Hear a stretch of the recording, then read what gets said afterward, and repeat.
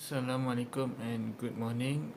My name is Muhammad Muhaimin Bihaya, and today I would like to present my project Sarjana Muda 2. This project is approved by my supervisor, Puan Rahma binti Mahmudin, who helped me a lot during this study. We both are from the Department of Mechanical Engineering Technology, Faculty of Engineering Technology, University Tun Hussein On Malaysia, Campus Pagoh, Johor. Today, I would like to present my project. The title is Static Structural Analysis on a Designed Car Wheel Rim with Different Thickness Dimension of Spoke using NCs. So for the abstract, for this research, a wheel rim will be designed and an analysis of impacts will be done towards the designed wheel rim. So there will be three different design of wheel rims with the same type of material and the overall dimensions, but the spoke thickness of the rim are different from one another. The rim will be designed using SolidWorks 2019 software, and then the analysis impacts will be done using NC's 2019 R3 software, where the method of finite element analysis take place, which we want to find the impact. The rim behavior with different thickness of spoke react to the impact. Using the same amount of impact, there will be two types of impacts that are the force and pressure. Both are applied on all the three rims design with the same amount of magnitude at the same exact contact surface. The magnitude of the force will be 100 Newton and the pressure is 1 megapascal. The criteria of the rim simulation will be involving the total deformation of the rim, the equivalent elastic strain of the rim, and the stress behavior of the rim after they got the impact of force and pressure. We see what the result from the three criteria. From the result, a comparison of the three wheel rim can be done to see their behavior towards the impacts given. So from there we can determine which design is the best.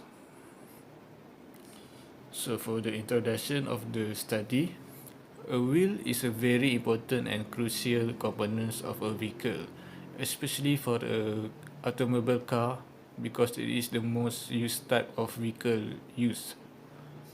A wheel consists of a rubber tire and metallic rim. A good wheel should be able to endure a harsh and risky working condition at an extreme situation. A number of static and dynamic of loads that act on the wheel must be taken during its operational uses, as stated by the Sahil Bendrel from the impact analysis of car alloy wheel rim using finite element analysis. This is for maintaining or protecting other components of the car from damage as well as absorbing impacts and shocks experienced due to collision of potholes and the bumpy of the road. Therefore, it is important to carefully design a wheel rim so that it can be used safely and economically without any hesitation of a broken wheel. So next is the literature review for the study. That is, the spokes of a wheel rim plays an important role in designing a rim, as well the whole vehicle itself. Spokes are the connecting rods between the wheel hub and the rim. So, spoke connecting the outer rim to the center of the rim, that is the center hub. Their main purpose is to transfer the loads between the hub and the rim, which are caused by the weight of the whole car or any outside force applied on it. Designing the rim, especially the spokes, must be specific and detailed because the whole weight of the load of the car depend on the rim spokes. So the pressure and the force will be absorbed by the spokes to be transferred to the center hub. so it can be naturalized. Every size, thickness, density, material shape, and number of spokes must be taken in designing a wheel rim. So for this research, it is important to know which design and the thickness of spokes of a rim is the best in holding a number of loads using the method of finite element analysis, which is the NC software that we will use. So the methodology here, we can see the research first step, which is to find the research concept and title. Then we define the problem statement, what problem caused by the rim today, and then the research scope, which was the rim only, using a software to analyze, and then the objective of this project, and then study the impact behavior on wheel rim with different design of spokes, which is the literature review. We need to understand how the analysis was done during the research before I made this research. The journal article that I read, I study them, what's make a good rim, and then I start to designing a rim model using SolidWorks. I designed the rim by myself using the basic dimension of a wheel rim using SolidWorks. And then insert all the parameters and run simulation on the rim model using ANSYS. After I done sketching my rim, I transfer them into ANSYS software to start doing the analysis, which we can apply the model of the rims with with the same amount of force and pressure, and then we see all the results, which the result contain the total deformation, equivalent elastic strain, and equivalent stress. We see the behavior of the rim after the impact.